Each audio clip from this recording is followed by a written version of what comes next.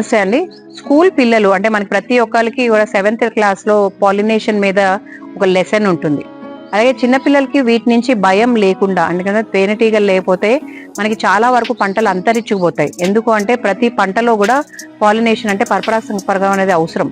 అవి లేక చాలా వరకు పంటలు లైక్ పుప్పొడి, పల్సెస్, అలాగే మనకి ఆయిల్ సీడ్స్ ఇవన్నీ తగ్గిపోతున్నాయి. ఈవెన్ కూరగాయలు, పండ్ల తోటలు. సో అలా వాటిని కాపాడుకోవడం ఎలా? ఇప్పుడు మనకి May 22 రోజు వరల్డ్ బీ డే, అంటే బీస్ సిగ్నిఫికెన్స్ జనాలకి చెప్పడానికి, దానికి అలాంటి బీ ఫ్రెండ్లీ ప్లాంట్స్ చేయడానికి మనము అవేర్నెస్ కూడా క్రియేట్ చేస్తుంటాము.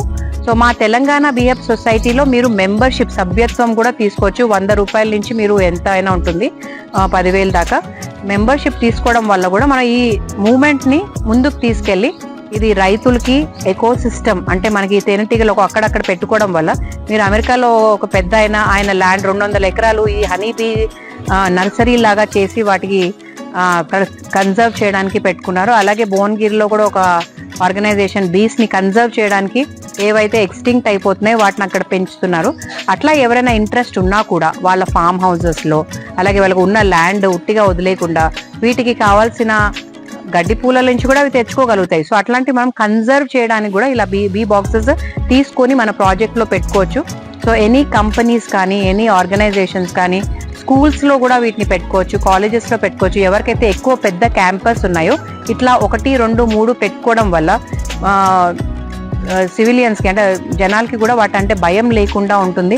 వాటిని దగ్గరగా చూడడం వల్ల భయపడకుండా, వాటిని పొగబెట్టి మంట పెట్టి తీసేయాలి అని అట్లాంటివి అపోహలు లేకుండా, ఆలోచన రాకుండా మనం ప్రతి ఒక్క దగ్గర పెట్టడం వల్ల అవి 2 కిలోమీటర్లు వెళ్ళి పాలినేషన్ చేయడం వల్ల మనం ఎకో సిస్టమ్ అనేది మనం బిల్డ్ చేస్తాము.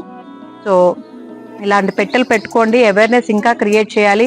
వీటికి కావాల్సిన బీ ఫ్రెండ్లీ ప్లాంట్స్ కూడా మా వెబ్సైట్లో ఉన్నాయి. ఒక 25 ప్లాంట్స్ లైక్ మునగ కానీ, కుంకుడు, కదంబ చెట్లు, పొగడమల్లె, నీమ్, కానుగ, గుల్మెహర్, మన ఇట్లాంటి నేటివ్ స్పీషీస్ అన్నీ కూడా, మద్ది, తెల్ల మద్ది, యూకలిప్టస్, నేరేడు, ఇట్లాంటివి ఏవైతే పూత కాతా వస్తుందో అలాంటి మొక్కలు పెట్టాలని దయచేసి అందరినీ కోరుతున్నాను. ఊరికే కోనోకార్పస్ ఏదైనా మనకి విషతుల్యం కాకుండా, ఇప్పుడు మా ఇంట్లోనే ఒక్క కొబ్బరి చెట్టు ఉంది. ఆ కొబ్బరి చెట్టు నుంచి మాకు ఎంత గెల ఉంది చూడండి. ఒక్కొక్క దాంట్లో ఒక 10 నుంచి 20 దాకా కాయలు ఉన్నాయి, కొబ్బరికాయలు కొనుక్కోకుండా. సో అట్లా ఒక చెట్టు, ఒక మునగ చెట్టు ఉంది ఇక్కడ ఒక మూల. సో బార్డర్ లో మనం కొంచెం ప్లేస్ వదిలేసుకొని ఇట్లా చెట్లు పెట్టుకోవడం వల్ల మన పర్యావరణాన్ని కూడా మనం కాపాడిన వాళ్ళం అవుతాం.